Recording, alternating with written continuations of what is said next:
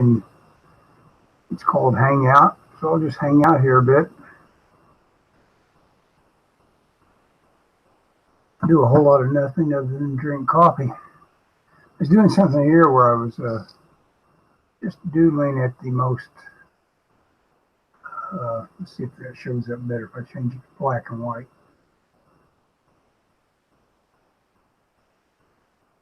When clicking this one icon, just automatically switches it to black and white, or usually does. Huh. Oh, there's Scott. Hang on just a second. Oh. Okay, you can hear me all right, can't you? Yeah, I can hear you. Well, I don't think I'm causing any bad sound overflow by not having headphones on. I can't get my camera to flip around for some reason. Can you see me? Yeah, I see you. Oh, there we go. Okay. Okay. What's up, man? Not much. Look at that perspective going on there. Oh, God. Yeah, I know. Hang on, let me. Can you still see it? Oh, yeah. It's going back and forth. You want me to focus on it? Here you go. I focused on it. That's fine. I'm doing this. You know, I told you, I'm in between issues right now. And so I'm doing this sample script that I've had forever, and it's a Spider-Gwen, so it's a Marvel sample script. And I told you that I want to send it off kind of incognito, so to speak. And we talked about that a little bit through the email. Yeah. But I'm doing this thing, and it's really more than anything an exercise, because I'm always struggling with this, like a working method, stylistic thing. And so I've been messing around with it, and that's kind of what I'm working on. But yeah, this particular panel has a huge perspective thing. But I did, my typical, there's my thumbnails, and I printed them on the back. Cool. And then lightboxed it. But I'm not really happy. I've got one panel almost done, and I'm just not really, it's just very sterile looking to me. And I can't really figure out what I need to do with it. Hey, before I forget. I'm sorry, I was playing with some settings on something, so I was listening to you, though. Go ahead. Okay. Before I forget, are you interested in recording a CCP on Friday? Well, sure. Is Friday what he wants, or Saturday? He's been having a hard time getting loose for us. Well, because of the holiday next week, he says that he's now saying that he can get off this Friday. So it'd be 7 at Friday. Which holiday is coming up? The 4th of July, Ellis. Oh, that's right. Must be. Do you know what day it is? Oh, yeah, I remember that day. Yeah, like it was yesterday. Do what? Well, I remember that like it was yesterday. having to miss work. Yeah, Johnny Tremaine, 1776. Okay, so I got some stuff I want to show you in the mail, or I got something in the mail I want to show you. You'll have to see this to get the full effect. Okay. Can you see this? I don't know if that's on the. Let me focus on it. Yeah, bring it down a little bit toward your pad. There. Brian Bendis and Oliver Copiel. I think that's how you say his name. House of M. Yeah, I like that. I like that. But look at it. Look what it is. Now, can you see how big that is? That's 14 inches tall. So it's almost drawn size. Wow. This is the Panini European version of this, how this comic was collected. It's all black and white, dude. I like that. It's on really nice paper, too. If there was more of that, I would probably buy more comics. Oh, yeah. This is phenomenal. I had this. I've been waiting on this for like 25 days from Europe. Hey, that panel that had all of the balloons in it, is that easy to read? Well, it's French, so I can't read any of it. Oh, it is. It's all French on that right there. I wondered if that hands off, its meaning easily there. Well, I mean, I can't read it obviously, Yeah. but I think it's meant to be just, they're on a ship of some sort, and so I think it's just like, Yeah, it's random chatter. yeah, it's like chatter on the bridge of the You Enterprise. you decide when somebody said it, I guess. Right. But anyway, I'll have to show you this. But this is so cool because it's. I mean, let's see. Let me see if I can get. So you can see like just. I mean, it's big, but it's It's not. It nice. was. Yeah, like you say, it's nice that it's almost like a. I don't know how big he did it. I wonder if that might happen to be his working size. It might be. It would be a little bit small. I've compared it. Normal working size is about 11 by 15. Or 10 by 15, and so it would be a hair small. But if you look at it's funny, you can look at it and you can tell I think it was inked digitally, and there's one panel you can tell they got it and they cropped it and they enlarged the part of it and it got pixelated on them. Oh, that's interesting. It's really cool. I'm gonna copy a bunch of this stuff. So those are digital inks, huh? Well, I'm pretty sure I'll show you. Let me find something that tells me that I think it was digital. There's one thing you always this deal. See, can you see that? Let me zoom in a little bit. I don't know if that's a digital ink. Well, that's not really the one though. There's a digital ink brush like that. Let me see. There's James. Hey How you doing, guys, James? what's up? James, here's the one, Ellis. Scott is showing me a fantastic book. See that panel? That's like a brush in Manga Studio. Oh, okay, cool. And you can tell, but there is a couple stuff that makes it look like it may have not been done. See, because like this looks like There's no reason for something not to be look analog that is digital nowadays. I mean, people are good enough that they don't have to look like anything but wet ink. Like this, to me, that looks pretty digital ink. Looks like he stamped it. Yeah.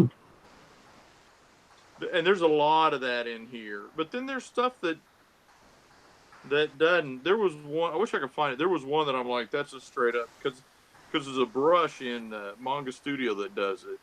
See this? To me, this may not be. If this isn't digital, I don't know if you can see that. It should be. Okay, Well, or it's a film. Yeah, the way it gets lossy, it looks like a looks like a stamp again. It's too mechanical looking. What book is this? Wolverine? No, this is I picked up. This is the European version of House of M. It's called the Blanc et Noir, which is black and white version. Right. And it's in French, and it's almost printed size. It's like 10 by 14. Wow, look at that. So it's a huge, yeah. Yeah, see, Ellis, here's that same pattern. That's why I think it's not Yeah, I recognize that from Clip Studio. That's what Scott's saying. It's it's Manga Studio, Clip Studio. Yeah, Manga Studio, Clip Studio. Same. I don't know if they even make Manga Studio. I think it all may be Clip Studio now. Yeah, I'm sure. But I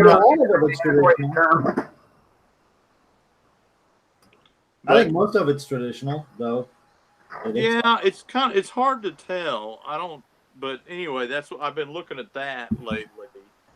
Not that I'm a huge Oliver Copiel fan, but it's so nice to see it.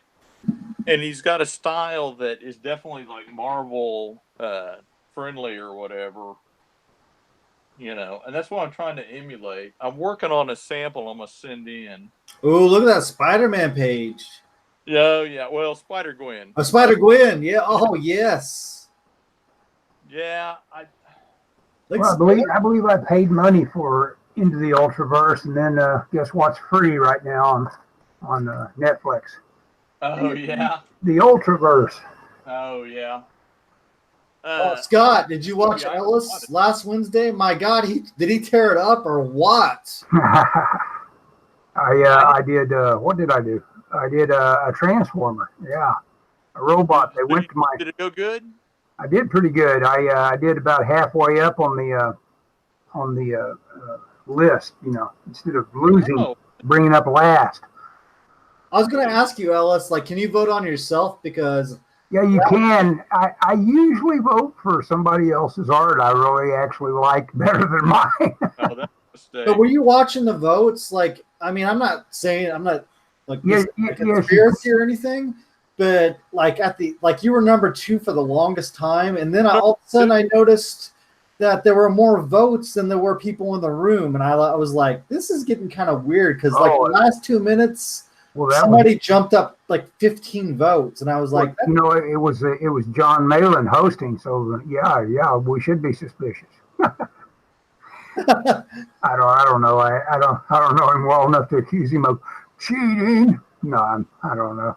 But you said you did pretty good selling your pieces. I did. I went on the auction then the following Friday and sold 3 pieces for a total of about $300. So that was a nice breath of air. Were they all from the thing? No, they were. There was one in-world piece, and then two drawn and quartered pieces. One of them of a guy named Cecil, who I don't also know, but know his name. Hadn't he bought some of your stuff before? No, the Cecil's got his own show. He's kind of a personality. He's a personality, all right. Yeah. He's funny. He's one of these guys, you just hear his voice and you know, well, this guy's going to be funny. Gotcha. I know people like that. Yeah. Okay, so here's the deal. What I'm thinking about doing with this stuff, Jim.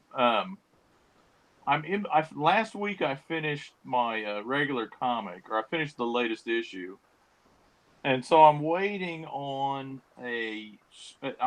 to get with the writer and get the script going for 3, so I can draw 3. Now I've got a few things I need to do, some scanning and some touch-ups and stuff, but for the most part, I'm on free time. Right. And so my thought is I'm going to draw this Spider-Gwen sample, which I've had forever. I mean, I've had the script forever, and I did thumbnails, and so my thought is, okay, I'm going to do this, and without getting too specific, my idea was I'm going to submit it under a false name. Right. And I'm curious what you think about that idea. I think it's a great idea. Because people have, if you've already submitted stuff, then people have a preconceived notion of what your art is going to be like. Yeah. And they've already made up their mind before they've even looked at it. Yeah, not even your email. Yeah, and I think if you go under a different name, then yeah, they might give it a second look, because like not the foreshortening, but the perspective on those buildings that you're doing right now are amazing. Oh, thank you. Well, I cheated. I drew a grid. There you go. Hey, it doesn't matter how it gets done as long as it gets done, right? That's not cheating. It's whatever it takes. Well, and I want to draw it in a little bit different style. That's kind of what I was talking to Ellis about when you came in. Is I want to draw, and so I'm trying to figure out how I need to draw it to make it look like Marvel friendly or whatever. I think you're there. Do what? Oh, thank you. And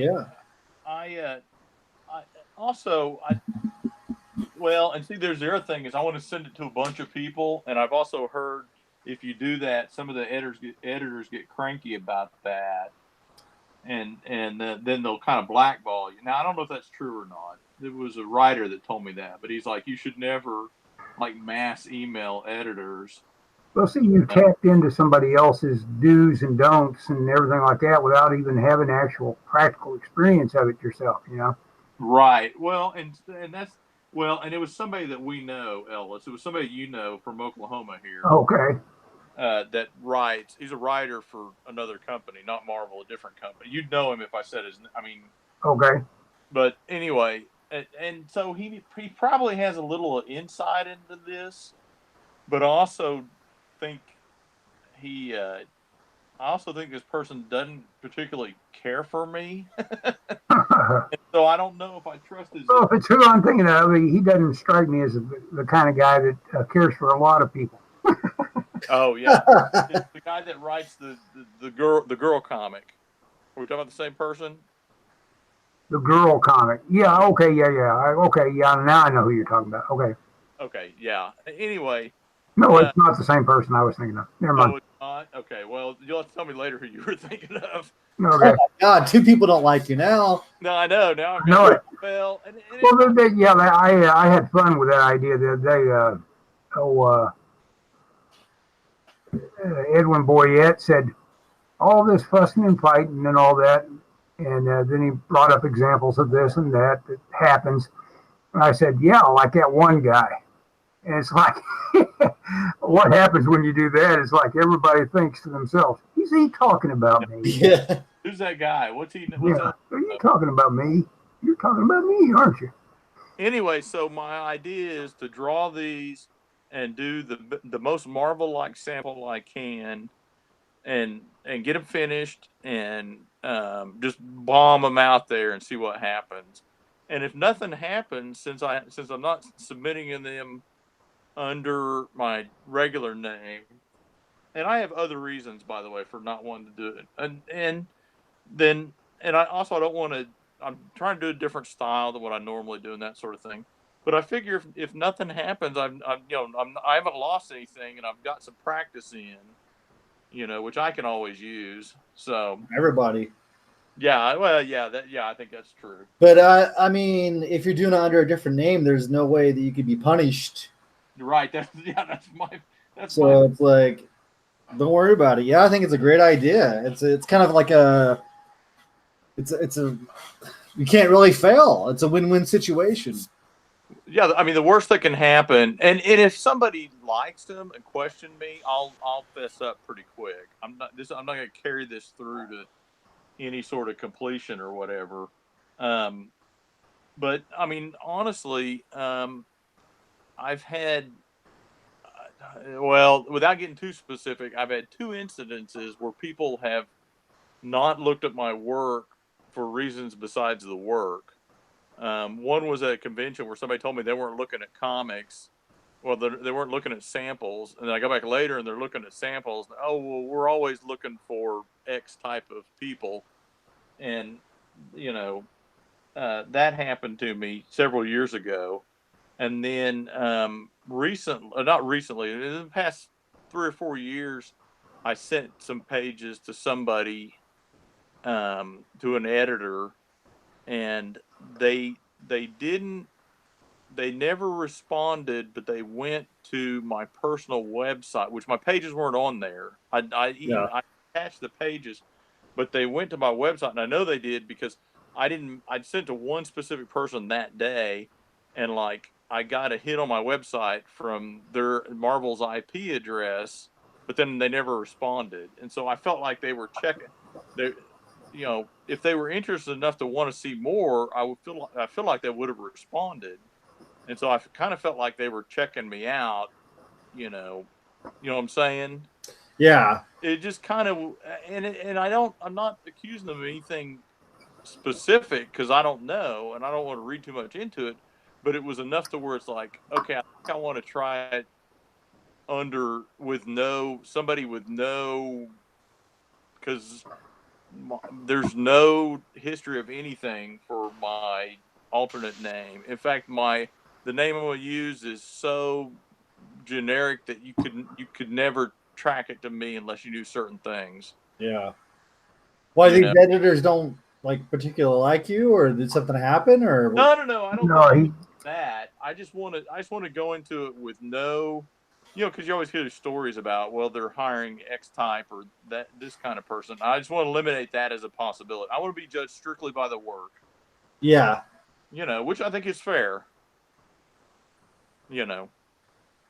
Well, I just think it's, we've discussed before, but you're kind of in a weird enthrall to the idea of having that as a feather in your cap, working for Marvel. Considering that there is nothing that keeps anybody from being published and doing what supposedly was the fantasy of one time, which is to do your own IP. And because after all, you already know that working for Marvel won't be a good living. No. It will be a horrendous schedule and soul killer as far as time goes.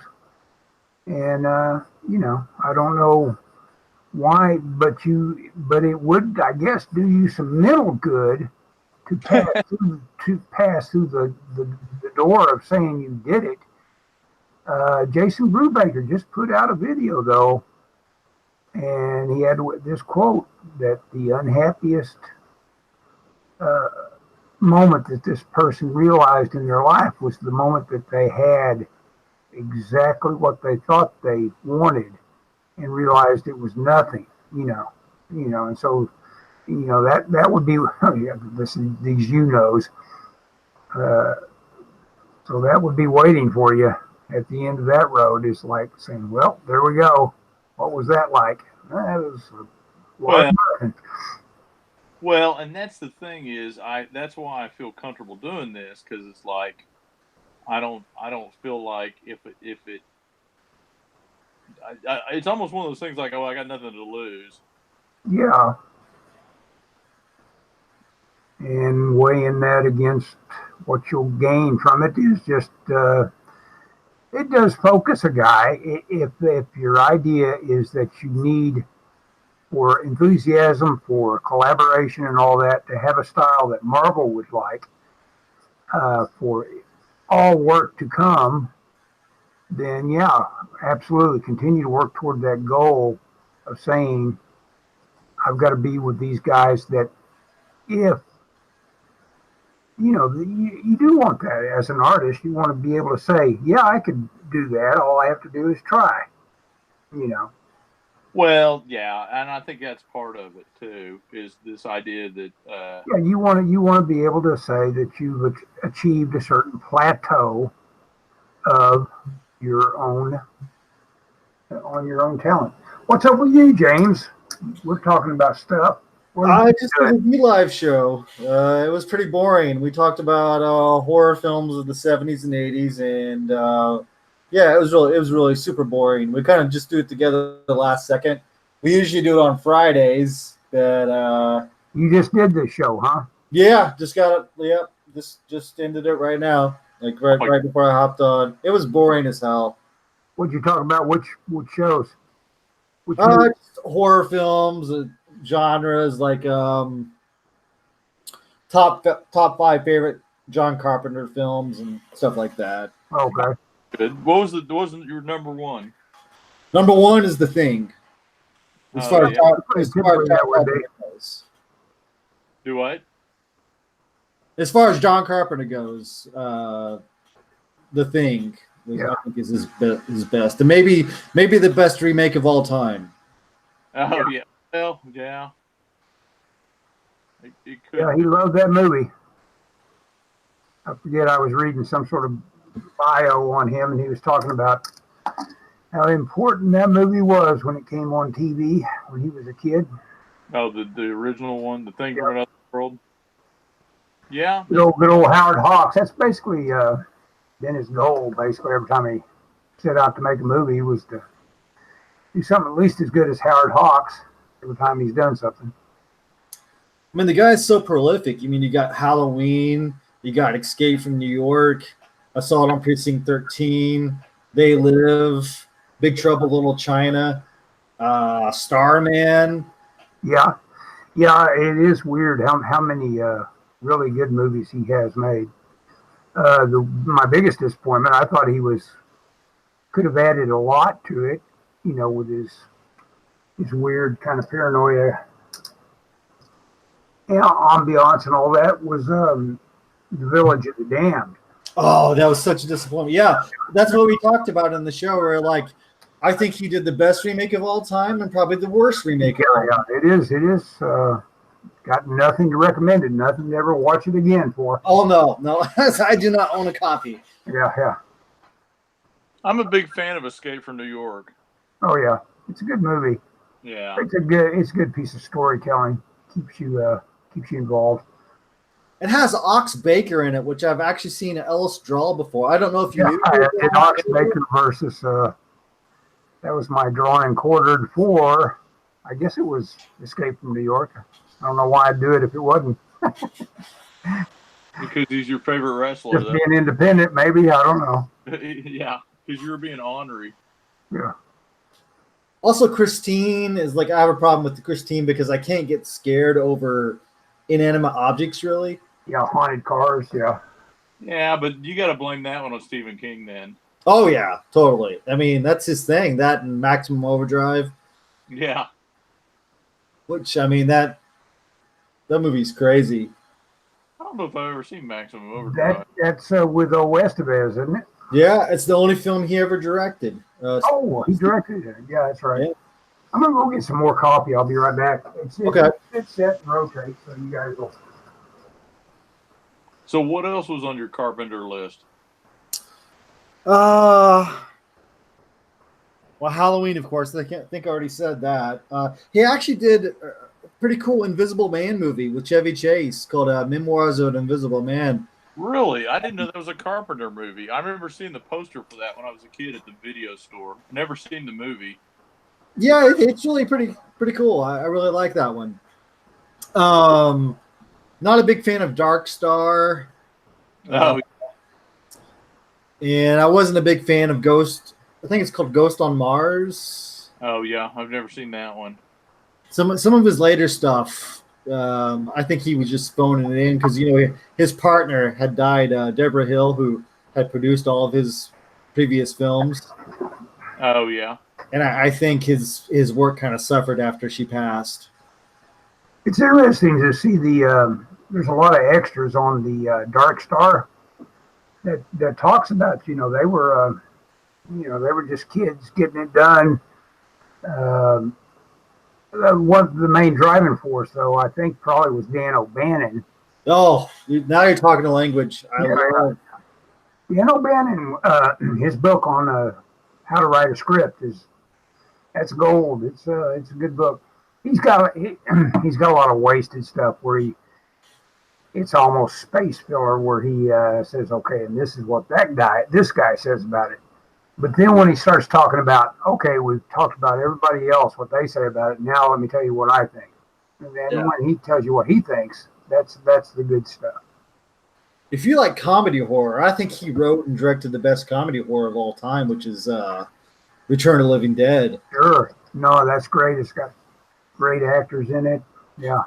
Glue Gallagher. Gallagher. I love that flick. I watch it every 4th of July. Every 4th of July, so you're coming up on your celebration watching of it, huh? Yeah, well, it takes place on 4th. The day it takes place on July 3rd. So yeah, that's right, isn't it? Yeah. Of course, it's got Linnea Quigley in it as a naked person. Yeah. What was her name? Trash? Trash, yeah. I talk to her on a weekly basis. You do? Yeah, we're really good friends. Wow, cool. Talk about being got that indie spirit and connections. There's somebody that's done some indies. Yeah. Well, she's in my movie. She's in your movie, huh? Yeah. Excellent. She had to film it against a green screen at her house that she did it. Cool. And she used her cell phone to do it. Wow. But when you only have $300 and you're calling in a favor, what can you expect? That's not too bad a payday for somebody to never leave their living room. Oh no, that's the budget for the entire film. Okay. She didn't. I thought you'd handed Linnea $300. Okay. No, she didn't get anything. Oh man. Okay. Well, that's great. No, that's true indie spirit. Help spirit. How'd you get her to do that for nothing? I mean, you just know her? I just know her. Yeah. Gotcha. I've known her for a long time. I have a lot of movie props from a lot of things that she's been in. I don't know if you remember a movie called Sorority Girls and the Slime Bowl-orama, which is I've heard of it. I've heard of it myself. Yeah. Yeah, I got some I got the shoes she wore in that movie. Yeah, I know it's kind of creepy, right? It's like Yeah, It can get stalker-esque kind of quick. yeah. Depends on how you got them. If you stole them out of her closet, then yes, it's creepy. If you bought them off her on eBay, then it's okay. It's mildly, She gave them to me. That was the thing. She has this thing where you can buy a box on her page of like all kinds of goodies and stuff, where she'll like fill them with all kinds of stuff. And I said, I'm gonna buy one, but I want something completely unique. I mean, since we're already friends and stuff. And Did you? You want to make sure you got something good. Yeah, I got something good. Besides the shoes. Oh, besides the shoes? Yeah. What else do I got? Oh, I got the leggings from Eternal Living Dead. Wow. She sold the shorts that has the skull on the front and the pelt top and the wig and everything. But I do have and the boots. But I do have the gray. I think they're called leggings or whatever. Yeah, that's funny. So, what's your movie about? Have we? Oh my God. It's about a guy who accidentally runs his daughter over with a lawnmower, Oh my God. and he doesn't know what to do, so he hides the body, and he becomes sort of obviously depressed, so he becomes a alcoholic, and he starts seeing all these different visions and demons and stuff, and you can't tell really if it's a dream or if it's really happening to him. So he hooks up with this guy called my God, I can't think of my character's name. Uh-oh. I cannot think of my character's I name. understand drawing blanks, Doug. So what's the guy do? He's like a used car salesman, and he sees somebody who's in trouble, and he's saying he can do all these things and help him out when he actually can't even. He's squatted in some joint, he really doesn't have his life together either, but he realizes that the main character has a credit card with $20,000 limit on it. All of a sudden he's interested. That's funny. Have you seen Brawl and Cell Block? Oh yeah. It's a very well. Have you seen the new Mel Gibson one? I have not. That what is the name of that? But that is this is the same director that did Bone Tomahawk, Brawl and Cell Block, and whatever the Mel Gibson one is. Oh, Dragged Across Concrete. Ooh. His name is Olin von Drassik. Is it?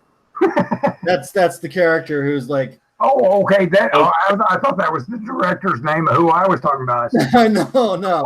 Okay, I guess I haven't paid enough attention. Okay. Olin von Drassik, and he fakes this British accent to seem more. It's obviously fake British accent to seem more articulate. Oh yeah, that works. If you can do a Christina Amanpour imitation, automatically sound more intelligent. Is your movie feature length? Yeah, unfortunately. For $300, you made a feature length movie? I did. Oh, well, feature length. Wow, that's pretty impressive. That is impressive. You know what's impressive? I don't know if you've ever seen it. The guy who did Slacker, Linklater. Yeah. His first film is actually pretty impressive. It's because he just lets what this little camera of his has in it roll, and he just leaves the camera. You can see him walking out of the set, wherever he pushed the button to start it, walking into scene, and then that's where all the cuts are, and it's just end to end pieces like that. Wow. Was there a plot? Well, the plot is, I've heard that plot equal events. So if you've got events, you've got a plot, and basically he gets kind of bored. He gets kind of bored and decides, you should go to Portland. You know, he's coming from Austin. He says, I think I'll take a train trip, go up visit my pals in Portland. So that's what he does. He gets there, arrives, and then turns around, and comes back. And of course, you can, during the course of something like that, you can run into all kinds of interesting people or not so interesting people. You know, they can What's go up and down. That's the thing. If you've got good character moments, you've got something that somebody will watch. You know. No, that's true. I was much more interested just now than I was previously. So Yeah. I forget what the name of it is. It's got this long. I'll look it up right now. Linklater. I guess that's how you pronounce it. Yeah. Linklater. No, I'm thinking of Art Linklater. I know it. Letter, it's something. Yeah. Well, it's spelled Linklater, but it might be spelled pronounced Linklater. I think he did that movie Kids, which was like ultra disturbing. I don't think he did Kids. I don't. No, that was Gus Van. That was Van Zandt. That was Van Zandt. Was Kids the Gummo guy? It was Harmony Korine directed Gummo, and Kids was directed by Larry Clark, I believe. Oh, okay. So it's two different movies. I haven't seen either one of them, by the way. Let's see. Larry Clark, who is kind of a semi-famous Okie, his first stab at fame was a photography book of him and his druggy friends.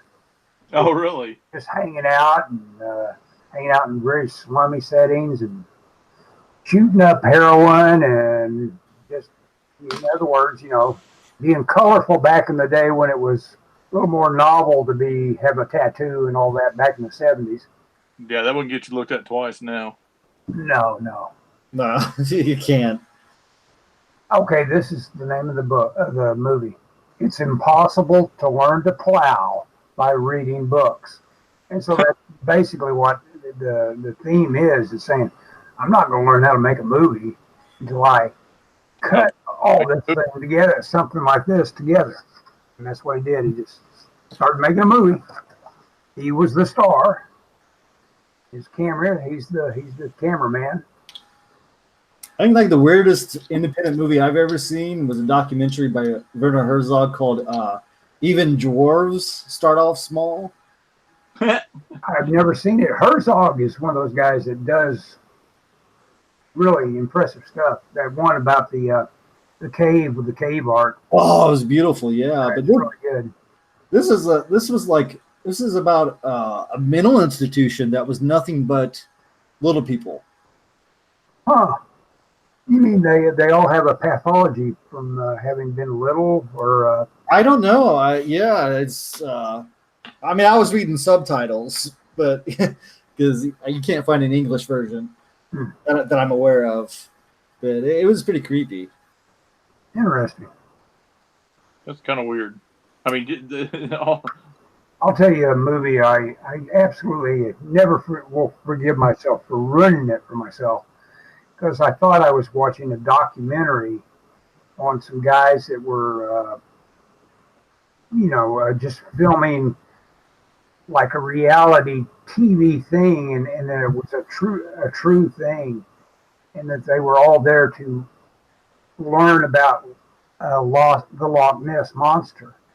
Oh my God! Yes. But then about halfway through it, I said, I did the unforgivable thing. I said, I'm going to go to the internet database and learn about this. This is funny as hell, and it's so funny that these guys. Then I found out it's a mockumentary. Yes. In other words, that it was done, tongue in cheek or whatever, and that ruined it. I mean, it didn't ruin it. I could still watch it, but what was it of it? I'll look it up. That was Herzog though. Also, it was Herzog, but I'm not sure he directed. I think he was just a talent in it. I'll tell you a movie that got ruined for me. The same scenario. You look something up. It's called Forgotten Silver. Oh yeah. I have seen that. I think I own it somewhere. And I was like, "Oh, this is amazing!" They found this like lost piece of film, and then I looked it up and it said it had Bruce Campbell in it, and I was like, because I guess he plays the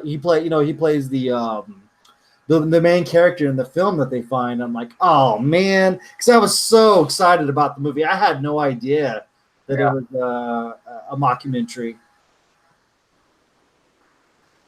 Yeah, I'm looking at Herzog's actor credits. We'll see. Lemonade War. See if I recognize the title. I'm gonna get a pop. Oh yeah, go ahead. Julian Donkey Boy. That was an unusual one. Like you don't even have to be told that one was unusual.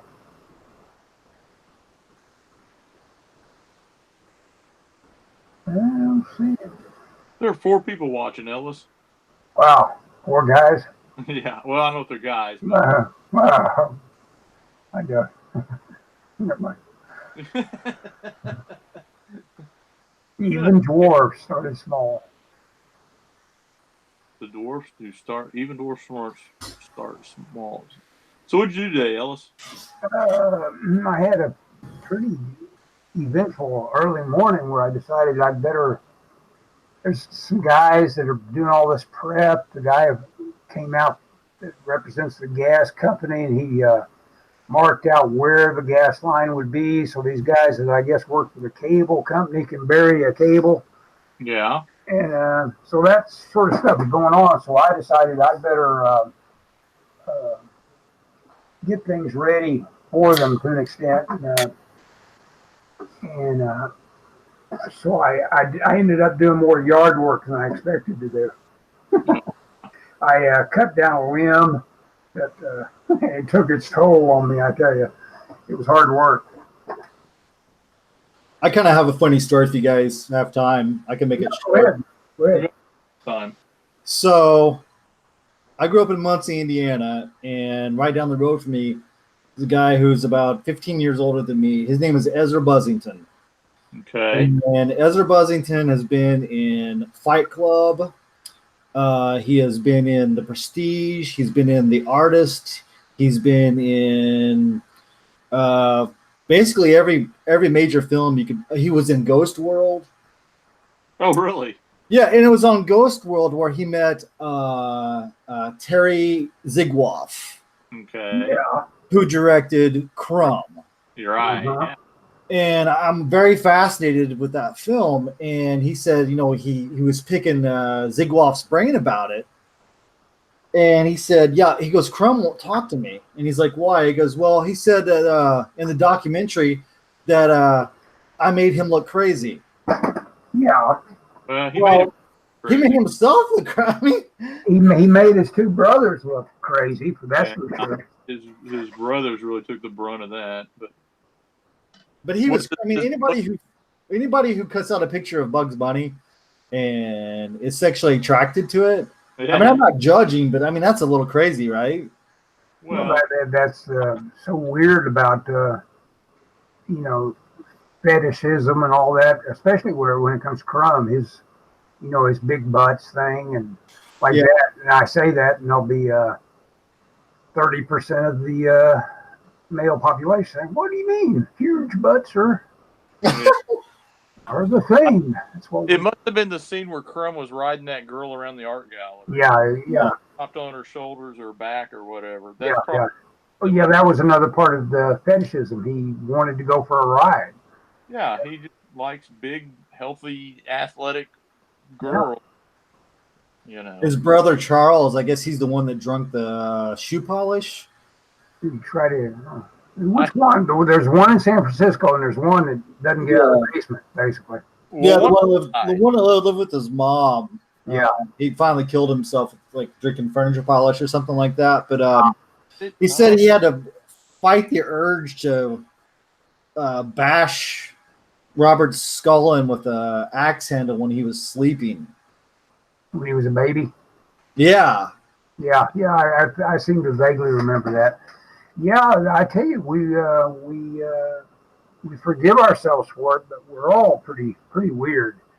And I think that kind of family and the time that Crumb came out of, that sort of weird brew of like he talks about his dad being a guy with a smile that had to be pasted on. Yeah. So here's his dad who's basically in hell, but he's got his big old smile pasted on, which is reflected in some of Crumb's work when he's drawing guys in suits and Yeah. with a little energy coming off of them and stuff like that. But do you think Crumb was put on a show a little bit to make himself look a little bit more eccentric, or do you think that is the actual Crumb? I think when he was getting to be eccentric, I was amazed what a really ultimately, and it's kind of his redemption. Really, is he's such a homebody. His wife's in charge.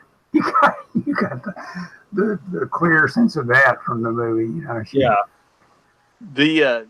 I recently read that book of his letters called "Your Vigor for Life Appalls Me," and he's unusual. Yeah, well, yeah. I would never try and diagnose someone as being crazy or whatever. I wouldn't pin him with that, but Crumb is pretty unusual, and and those letters go back to when he was a kid, and he was really, nowadays, people talk about, like I have a bunch of friends who will talk about, oh, I'm a nerd and all this stuff, but there's not any kind of stigma or whatever, and there's almost a proud of it kind of thing. But Crumb grew up in the era when that was really something that you didn't brag about. Well, he grew up in the era where people falsely thought they were, by giving up on conventional things, that they were gaining something better by going with hippy dippy thinking. Yeah. And they weren't getting anything better. They were getting, Well, I'm talking about even in the 50s. And I think he's cynical enough to realize that his middle class stuff that he was rebelling against when he went to San Francisco and all that, it wasn't that bad. Because he basically adapted to it himself. Now he's got pride in his art son. He's got a family that he's moved over. Is he still an expatriate? Is he still over in France? As far as Yeah, he's still in France, and his daughter is I think her name was Sophia. Yeah, she's a famous artist now. The son didn't go on to really do anything. The brother who swallowed the string and sat on the bed of nails, he's starting to get some recognition as a painter and stuff in New York City or San Francisco or wherever he's located. Well, good for him. I mean, whatever fire he goes through, he deserves something if he comes through it, I guess, because he was weird. His little confession that he just couldn't resist grabbing women. Yeah, that's not a very that's right. timely thing to be a part of now. So I mean, if they're forgiving that, then they're forgiving a lot. Yeah, the Me Too movement, That all depends on their.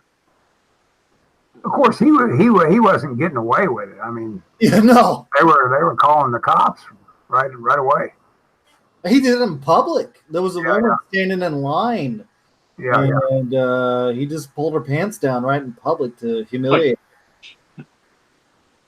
Well, there's something, I don't know if it's genetic or environmental or whatever, but there's some wackiness in that family.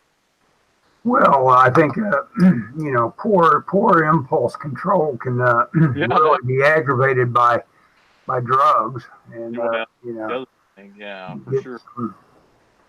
Certain kind of drug in you, and you are going to jump on people and ride them around the art gallery. Ride them around the room.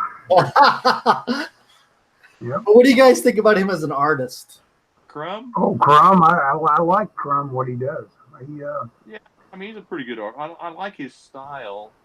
I don't, his subject matter is kind of open. Yeah. It is kind of funny. It's kind of weird. There's kind of been a backlash against him lately.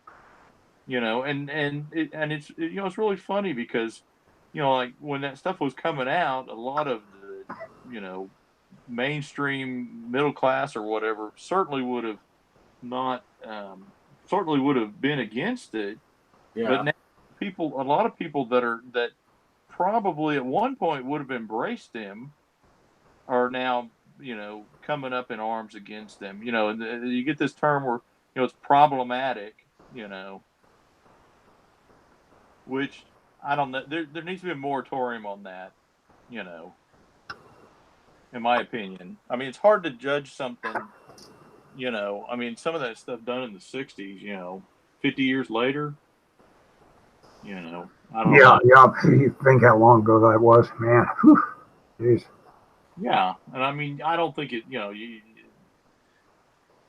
I've been watching all this old stuff of all these old Perry Masons. I'm watching season 1 on Prime just because I can. dude, I saw that it's on Prime. I figured that out last night. It's like, Yeah, yeah. So I've been watching those, and a lot of them are, man, they've got holes in the stories and stuff. And well, they do, just real cheap stuff where they throw out a lot of red herrings and stuff like that. And they'll develop this and that, and they'll never go back to it. yeah. It's kind of annoying. When I was a kid, when I was I can remember junior, senior in high school, um, me and I had a friend. Well, okay, my grandmother had a foreign exchange student that was staying with her, and so I would swing by my grandma's house. She lived down the street, and pick him up, and we go to school. And then at lunchtime, we'd get another friend of ours who lived a couple doors down from my grandma. So we all lived on the same street. And we go over to his parents' house. His mom always made us like bologna sandwiches for lunch. And I remember because his parents were retired. He was the youngest kid, so and his dad had retired early. I don't think his mom ever worked, or she worked part time like at a laundromat. But they so we'd go over there, and I swear every day they were either watching Perry Mason or a Cubs game, and I don't think it had to be baseball season for it to be a Cubs game. Huh. His dad was a big Cubs fan. They were from Chicago, and so I mean, anytime I see those Perry Masons, it always takes me back to going over to Kevin's house.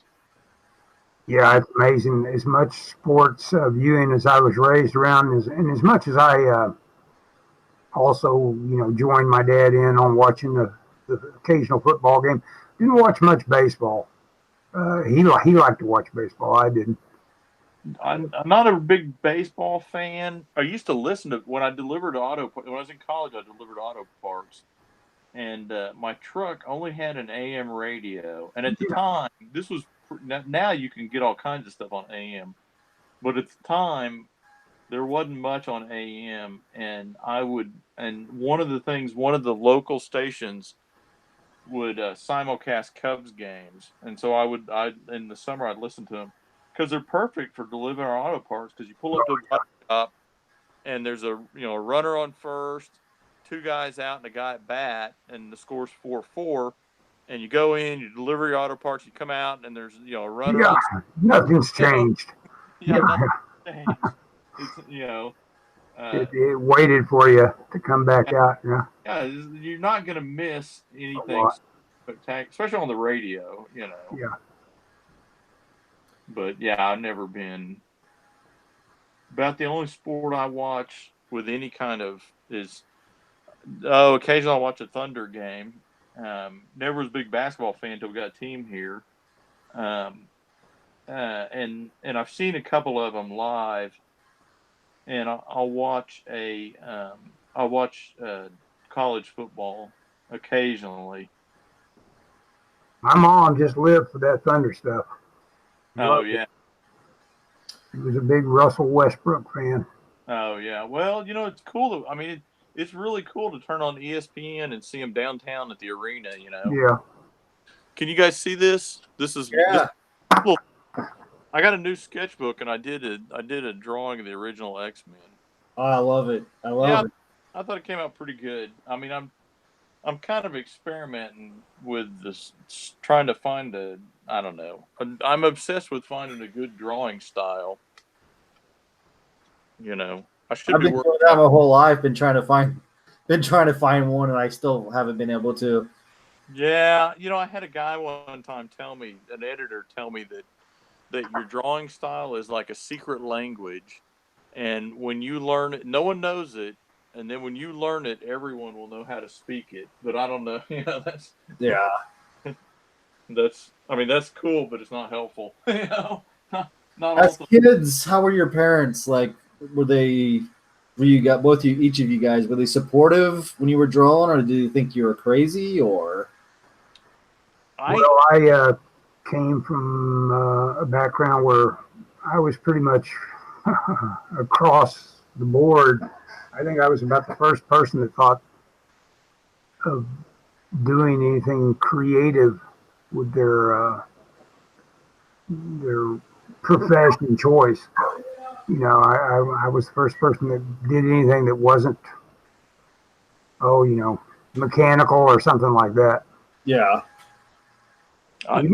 Sometimes you wonder, bottom line, if you wouldn't have been happier if you just said, get your 20 in the military and whatever that taught you, that probably would have also been good for you. Yeah. There's this writer I really admire, Charles Williford. He went down that path, and he never left the security of the military until he absolutely had it all completely squared away as far as being a financial plus for him to walk away from it. But did your parents ever see you become a success? Did they realize? They saw me become as much of a success as I ever was. Yeah. That's awesome. I mean, were they shocked by it, or? No, not really. They paid for it. I like I say, I have nothing but guilt about it. I realize how greedy and self-centered I really ultimately was compared to everybody else. I really, when I got back here, kind of forced to be back here, I realized my brother had just a ton of kind of resentment toward me. And I have no idea. He had a lot of things that were eating on him. He'd become a pretty bad drinker and everything. But one of the things I think that was eating on him was me. Just me being out there as something that maybe had it less miserable than him. I think he was miserable at that point in his life. I know he was. He was in a kind of a hell drinking as much as he was. And whatever brought that misery on, you don't look at all the little pieces in it and do an analysis. You just say, I'm in hell, you weren't, and I was in hell a long time. What have you done for me lately? That sort of thinking about another person goes on. You can't help yourself a little bit. You can. You can be rational, and you can be a Marcus Aurelius type that realizes we're little dust motes that are only here for a second and gone, and not to let anything eat you like that.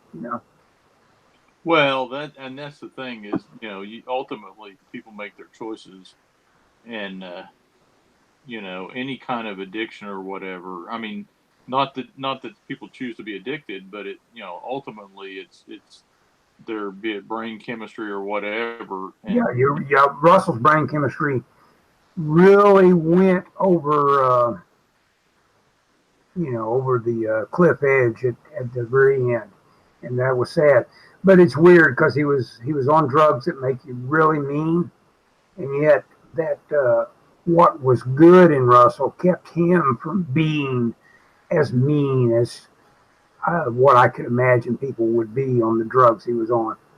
And so there was just always that little bit of good that was moderating how bad he got. But what's that? Do you think as artists we have to kind of be selfish in a way because it takes so much time to learn how to do this stuff and I you can't kick yourself too much for being selfish because everybody's selfish. That's and honestly, you can't kick yourself for choices you make. I mean, Yeah. of all the choices in life that people make, I think being selfish is probably one of the least, uh, harmful to other people. Yeah. I mean, versus if people that choose to be abusive or Yeah. neglectful, and I guess selfishness is kind of a neglect, but Yeah, you're neglecting what you could get out of others if you by being selfish. But you yeah, can still be a good person, right? I mean, I guess that's you can be selfish and a good person. I Yeah. believe. Oh yeah. well, and also I think, and again, I'm not making the case for being selfish because I don't think you should be. I think ultimately you should be altruistic and look out for other people too. But you have to kind of there are people in this world that if you are not selfish with them, they will eat you alive. Well, that's exactly what forms me. I don't want people. I don't want interactions with people where I feel like I'm giving up too much. You know, and so Uh, for that reason, I don't have just a lot of relationships. You know. yeah. How about you, Scott? Growing up with your parents, like all gung ho about this? I come from a fairly artistic family. My dad's stepmother was an interior decorator in New York City, and when she married my grandfather, she moved to Oklahoma and made draperies. Um, when people still had draperies made for their house, and Coffee. I'm gonna go get some. yeah, so she did that. I had a cousin who was a professional artist. He's retired now, but he was a bigwig art director for an oil company. Their offices in somewhere in upstate New York. My that's my on my dad's side of the family. On my mom's side of the family, my grandmother always wanted to be an artist, which I didn't realize until later. But I remember when I was a kid, she didn't paint, but she did those paint by number things that were real popular. And I remember her doing that as I was a kid. But she never had the opportunity to get training because she was a girl, farm girl actually, and I don't know how much of a desire she had, but I think she both of all my grandparents were really proud of me, I think, and always encouraged me to draw when I was a kid and stuff. Um, and they all lived, to see me go off and get a full time art job, like I have now. In fact, at one point, my grandmother, the one that was the interior decorator, took a life drawing class with me. That through there was a community um, education at one of the Votex, and they had it wasn't life drawing, it was a figure drawing class, and I wanted to take it, and and they didn't have enough people, and so my grandmother signed up, and I would go pick her up, and we'd go over to the drawing class, and she'd draw with me, and she was pretty good. She didn't have training like that, but I remember when I was a kid, she'd always doodle on because she would have to order fabric and talk to people on the phone and stuff, and so she'd be on the phone for hours. And I remember she had a notepad that she kept with all these doodles, and she was always drawing like women's faces. She loved those Art Deco kind of prints. Those. In fact, my sister has them at her house. Those. I think it's Urte or something like that. Yeah, Erte is an Art Deco guy, and that one guy that was such a big hit during the was it the '80s? That was real stark black and white. That Oh, you're not? Are you talking about the guy that did the girls' faces? yeah. What was that guy's name? I What can't. was that guy's name? Yeah. Um. But But he had yeah, a and even outside of that, he probably got rich selling prints, I assume. my grandfather was a drummer. My uncle plays guitar. All my cousins and uncles play guitar. My immediate family is not very artistic, but my extended family is very artistic, creative, musical. all that kind of thing. And so I kind of come from my grandfather was a professional drummer. Now it was always a side gig. He was a drummer slash pilot slash something, but he always earned money playing drums in bands. And so the idea that, and like I said, my cousin's about 15 years older than me. So when I was a kid, he was going through college, and he showed me a lot. I learned perspective from him. He showed me how perspective worked, and he showed me a bunch of stuff. I remember him showing me how to clean a rapidograph. You know? Speaking of perspective, you own this book, right? Frame Perspective #1 Oh yes. by the Marcos Matu Mestre. Yep. Mystery. Yep. Great segue. Yeah, I just got this arrived in the mail, and I was going to read it the same way I read Framed Ink all the way through. I realized this is a little denser than Framed Ink. Yes. But I do intend to read it, because lurking in it, it's going to have the same sort of like light bulbs going off over my head, saying, aha, of course, which did happen with Framed Ink. Yeah. Framed Ink taught me and I still run it through my head a lot before I start on anything. It's like, get that abstraction right first. Get the shapes, get the big shapes, and of course that goes to composition. So. Oh, absolutely. It's like those big shapes. So, Ellis, am I going to see you on Drawn and Quartered tonight? Apparently, we are doing some sort of, I haven't checked lately to see if it filled up or anything, but there's a good chance you will. And if you do, you will see everybody doing Vertigo, because I guess commemorating the idea that it's closing its doors. It is Vertigo, right? Yeah, DC Vertigo. Yeah. What are you drawing? I'm going to do John Constantine. Ooh, that'll be good. I've already got it figured out as far as I can describe it in words. He's going to be holding somebody's hand that already has their cigarette lit. He's lighting his cigarette from theirs, and the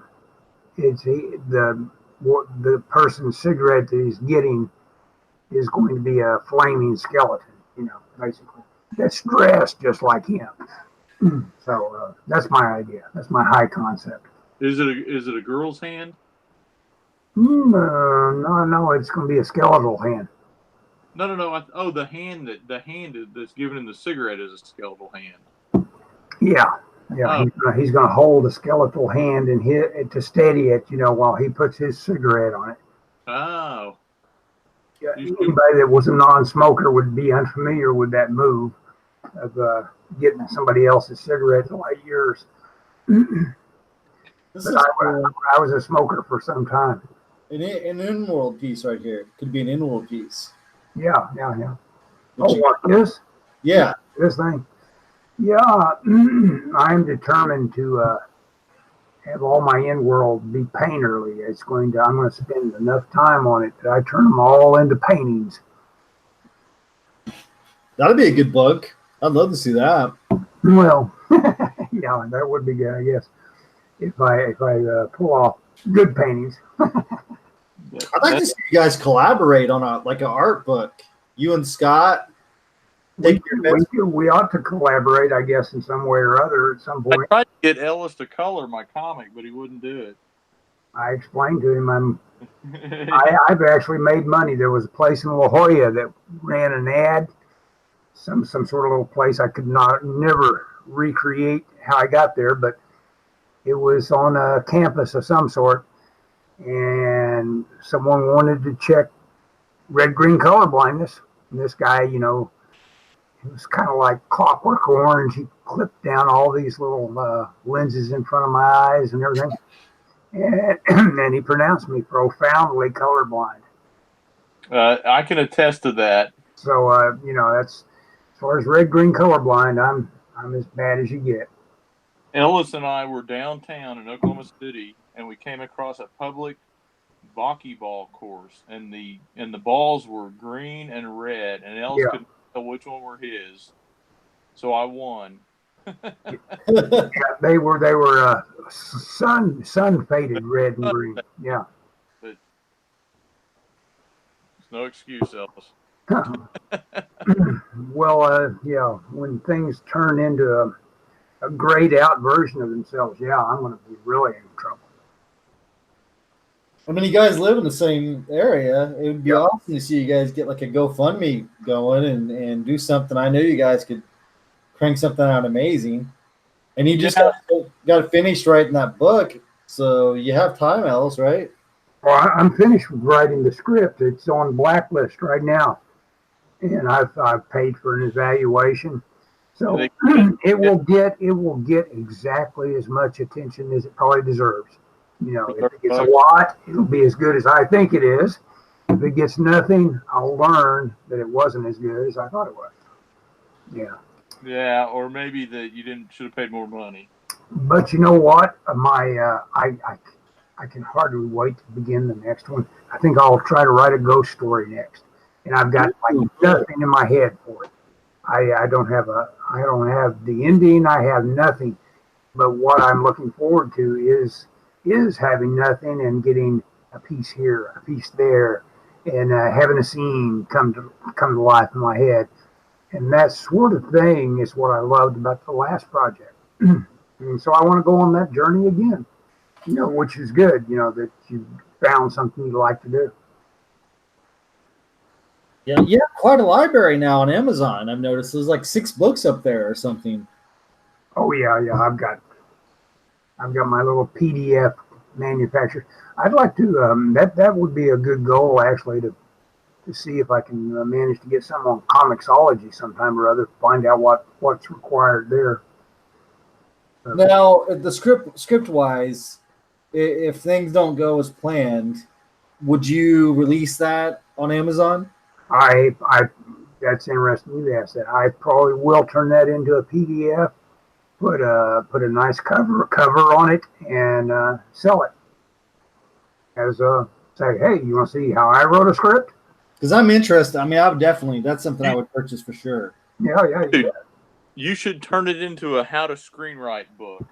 Well, there you go. Example, my journey. Yeah, that's all you have to do. I think that might. I mean, no offense against your story, but that, you know, how to draw books are huge now. You're right. Everything I learned, I should do a little introduction. Yeah, you could 20 pages of what, and title it as something like what I consider, you know, the no BS notions about the simplicity of what you have to get behind to get something like this done. You know. Yeah, dude, do it. Yeah. I think that's a good way to. And plus, when the moment you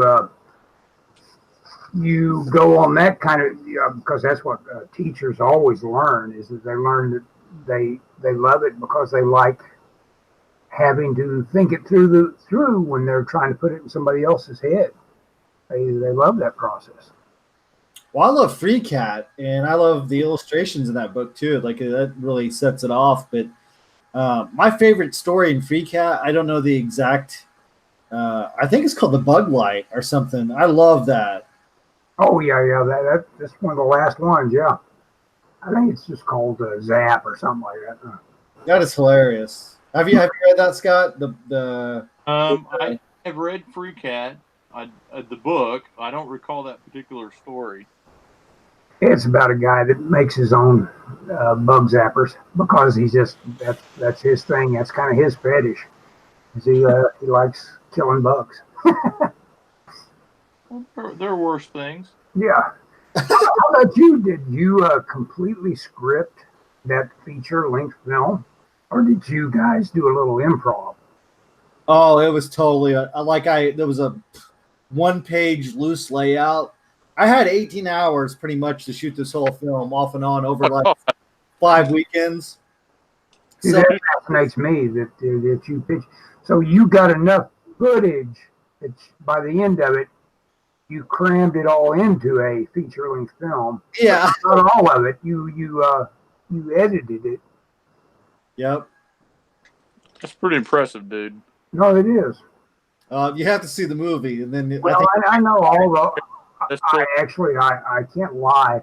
I can just barely watch things that are, that aren't well done. I claim to have a fondness for this and that, but I actually, most of them were at least done black and white and were pretty good and all this. Did you do anything like that? Did you manipulate it in any way? Did you try? Oh, it's black and white. Yeah. Okay, that's good. It's black and white, so there's one good thing going for it. Yeah. No, it's a piece of crap. I mean, I'll come up front and just say it is a total piece of crap. Well, the deal is that, and this would happen with anybody, you'll have feet of clay just the moment you get any acting going on, because that acting, that's a really rare talent. And the average guy you're going to recruit to be your acting talent, he's not going to have that. He's not going to have that special light. No, and none of us do. And I didn't even want to be in the damn thing, but I had to be because you're the talent. You're the person willing to work for nothing. Yeah. Yeah, it was a disaster, but it was a learning experience. Yeah. Yeah. Well, think about this. How many people you run into that say, "Oh, I want to make a movie," but they've never done it? Yeah, everybody. Right. So, if you take it a step at a time, even a bad done movie is better than no movie. Well, I guess you've no doubt seen street trash, right? Oh yeah. And of course, that guy, and they played that on one of Joe Bob's movies on Friday on Shudder, and he is one of the top Steadicam operators in Hollywood. Really? And you can see it in the movie. In that movie, if there was one reason to watch that movie, it's because it's got just beautiful camera work in it. They've got some incredible Steadicam shots where people are running down the street and chasing and fighting and everything like that. And, that one talent, that one incredible talent that guy has, or I don't know if it's a talent, he had a resource. Yeah. That's the deal. If you've got some sort of weird resource, you've got, to bring to bear on your film.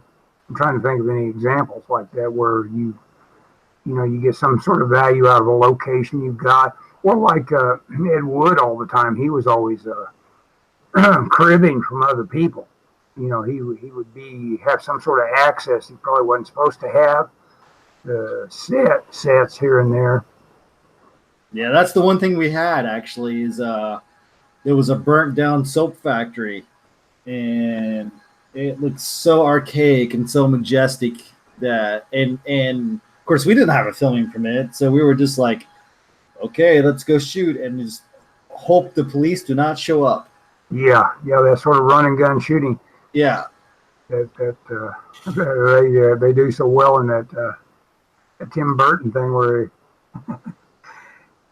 they just start shooting and getting the backdrop and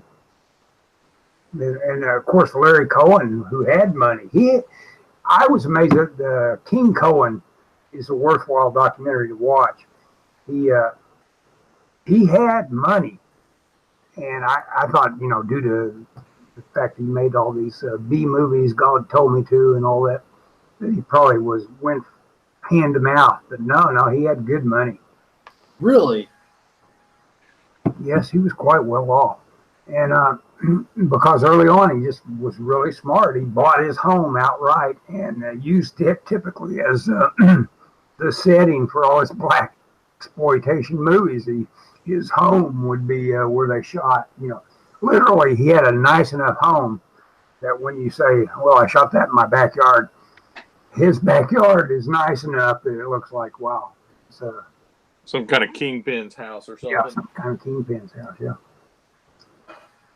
Yeah, he could do the typical mafioso Yeah, Scott, I think my movie's going to have the opposite effect. Like you said, that people will say, well, at least he made a movie. I think they're going to watch it and say, you know what? Thank God I didn't make that movie I was thinking about making, because No, I'm I'm going to look like this guy, and I don't want that to happen. no. I think that the done it. I heard Matt Fraction, the comic book writer, talking one time at a convention, and he said, that he respected anybody that made a comic, that no matter how what the quality was, because he said, so often people come to me and they have what I call hypothetical comics, which is they have an idea and then maybe they have some sketches, but they don't really have a comic, Yeah. And so, done is there's something to be said for being done with a Oh project. yeah. No matter what the quality. Obviously you want the quality to be high, but doing it.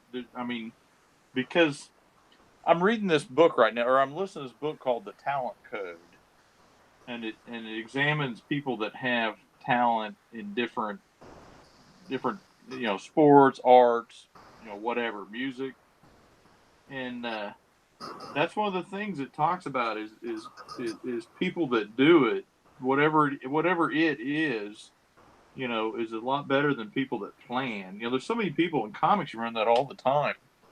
People that are just planning, we're going to do this, let's do this, but they don't really do it. They never do it. And yeah, it's especially bad in the film industry because there's so much risk and so much money involved in a failure. Your whole you can never get your feet back under you again if you're responsible for green lighting something that fails dramatically. Yeah. It didn't used to be that way, though. Who's the director I'm thinking of? Hang on.